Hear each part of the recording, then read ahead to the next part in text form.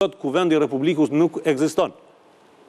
Absolutisht nuk ekziston. Është një shfaqje që ndodh aty për interesat e Kurtit, sa herë që ai mendon se mund të avancojë objektivat e tij politike, por rolin e kuvendit në një shtet parlamentar, siç është Kosova, sot e për disa vite me radhë kemi të vdekur plotësisht. Ju folet fakt për tre elementet e opozitës, tre elementet e opozitës, cilët duhet gjejnë gjuhë përbashkët dhe të unifikohen. Ka një zë i cili e ka kërkuar këtë gjithmonë. Është zëri i cili sot e goditi më aq përse të gjithë Albin Kurti. Ndjekim pak Ramush Haradinaj.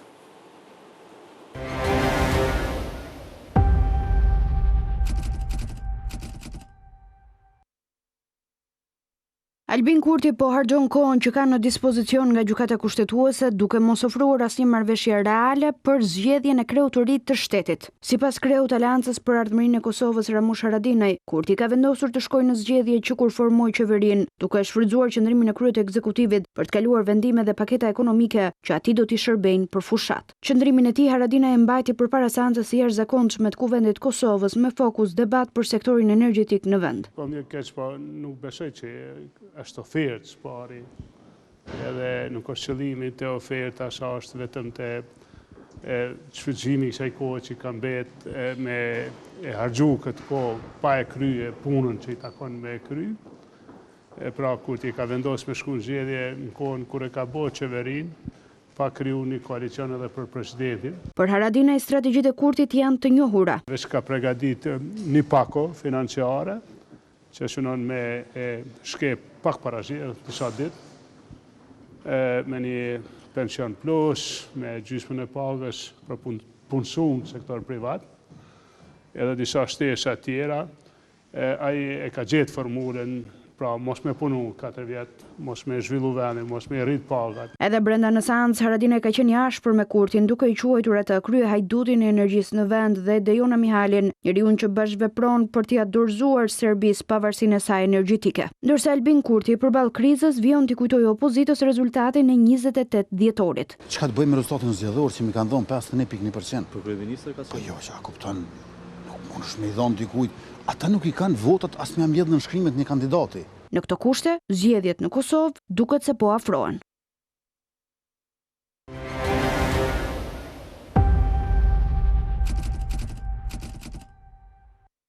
Duket që Kurti e ka sport preferuar zgjedhjet, pra jeton për zgjedhjet, fundon për zgjedhjet, i ëndron gjithkohës. Sigurisht ka dëshirë ta fusin stres elektoral Kosovën. Deri tani ka funksionuar. Po nuk e kuptoj pse ne jemi pak më distantë, shqiptarët e Shqipërisë duan ta kuptojnë pak. Pse Kurti ka kaq shef ta fusi Kosovën kaq shpesh në zgjedhje? Pse për shkakun kur është mundësia për të gjetur një marrëveshje, ai zgjedh rrugën më të lehtë për të, por ndoshta më të vështirë për vendin, se zgjedhjet janë kosto në çdo rast. Saktë. Humbja kohe, kosto financiare, kalon një impas disa vjeçar, disa mujor, vetëm edhe kjo e fundit, ka 51% votave, po jo deshën 2 muaj me zgjedh kryetaren e kuvendit. Ne themi ç'a synon të arrijë ky politikan? Jo, unë mendoj që pas nështrimit që ka bë opozitës, kanë thënë të punë edhe në mediat e Kosovës që lojën që do ta bëj Kurti do shkoj pas opozita. Abazi i analizoj disa elementet të qeverisë, por unë do të thoja që opozita s'ka narrativ, s'ka aksion politik. E përmeni marrëveshjen e Ohrit, po t'ishte në opozit Kurti do të kishte tjetër narrativ. Edhe për atë. Dhe opozita nuk po ndërton narrativ për asnjë kauzë, për asnjë çështje. Vetëm paramendoni demonstratat për gjuhën që u bën në Maqedoni. Po t'ishte Kurti opozit, ju 24 orë do të shihni çfarë narrative do bën. Dhe opozita... Ndërkohë tani ama ka heshtur apo? Po, dhe opozita, dhe sidomos LDK, më shumë ka qenë opozitare ndaj PDK-s, ose ndaj të tjera, duke ra fundit këtu të ndërton, nëse Kurti s'mund ta bëjë opozitën e opozitës. Dhe Kurti e ka kompleksu Gömer Abdixhikun duke thënë dëgja, nuk bën të bashkëpunosh me opozitën, me mu po. Dhe ai ka vrapu në studio me thonë, dëgjo, ne Lidhja Demokratike jemi më ndryshe. Dhe çfarë ka bë? aja ka po që opozita nuk mund me bëgjë. Dhe vetëm me ndoni një skenar. Vitin e kalum, opozita kishte deputet më shumë se lëvizja vetë vendosje. Dhe Lumera Abdigjiku kishime një farkan dhe aty thënte as me VV-n, as me PDK-n, as me aske. Dhe opozita s'arriti me u taku as njëherë. Dhe kjo do më thonë të regoj Kurti që është komod në këtë pikë sepse këta nuk ka narrativ. Dhe aja që këm po, do më thonë të paraqitjet mediale, se në fundit nga njerë thuhet edhe politika, abozit, që është ka njerë edhe manipulimi së vërtetës. Po, në konferencat për shtyp, unë e kam vërejt në hatë që Kurti po flet, sa qaj duhet mas një javë, mas 2 javë. Opozita vetëm ka dalë kështu e ka bo një farë radhë, do më thonë. Po mendon që diçka të ndryshoj kësa radhë? Nuk ka po strategji. Mendon që diçka të ndryshoj kësa radhë? Jo, unë nuk mendoj, ndoshta LDK është, si të thush, faktori që më shumë ti i do në zgjedhjet, për shkak se leadershipi Lumera Abdigjikut është shumë i bresht. Dhe zgjedhjet e reja i japin pak frimare, por kjo do të jetë një pozicion me thiki me 2 teja për Lumera Abdigjikun, sepse nëse hyn loj edhe zonja Osmani, përshka unë kam mendu që Kurti me që e Diegu në pozicionin e parë, kam mendu që do të arrini marrëveshje për president dhe nuk do të lejon me hyn zgjedhje dhe faktikisht aja do të shkonte në pension të përjetshëm, sepse në fundit nuk ka afruar ndonjë platformë politike pse duhet jetë, vetëm pse kam qef, po kjo nuk është krejt e mjaftueshme. Mirë, nuk ka qenë presidente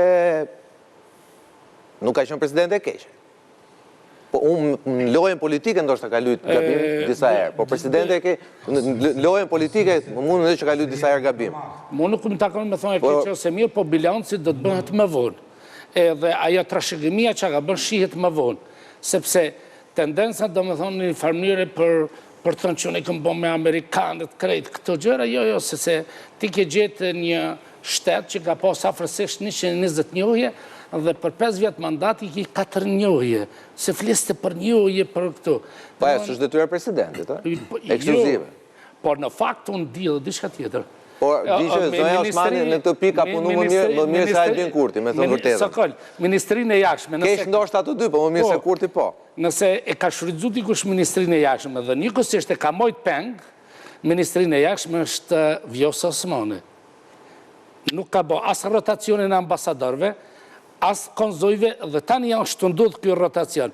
Pse, dhe më thonë, e ka personalizu, dhe më thonë, në rrethin e ngusht familjar, kush do të shkoj dhe kush do të shkoj. I di sakta, por për shkak që i kam kolegë nuk du të hyj me emra, dhe ato emrime kanë qenë shumë klienteliste. Dhe në kuptimin e përdorimit e ka përdor për agenda personale. Po shton që ka bëhe mardhonje, por cilë është produkti.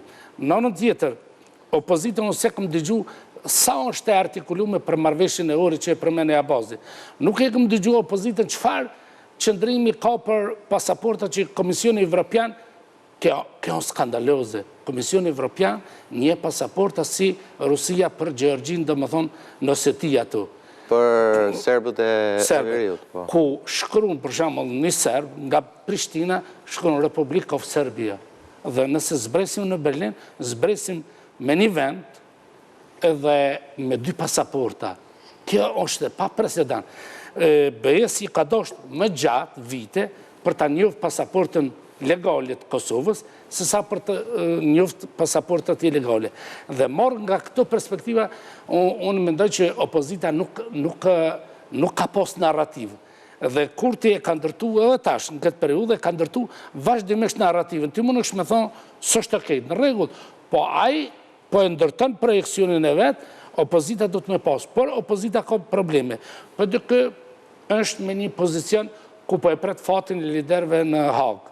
Lidha Demokratike e Kosovës e ka një lider i cili në fakt, Abazi mënët me më korrigju, kur në historinë e LDK-s nuk ka pas një lider pa një staturë dhe pa një qartësi politike, i cili në fakt që nga me gjithë dhe në mërëmi e ka qëfar do të bëj me pozicionin e vetë. Dhe krejt luftën më shumë se nësa me Kurtin e ka mrena me njerëzit mrena partijës, dhe më thonë. A i bën spastrimet, dhe më thonë mrena partijë. Dhe Kurti i di këtë gjëra. Duke i dit këtë gjë, a i thanë dëgja, unë ta jap gati gjysmën e qeverisë.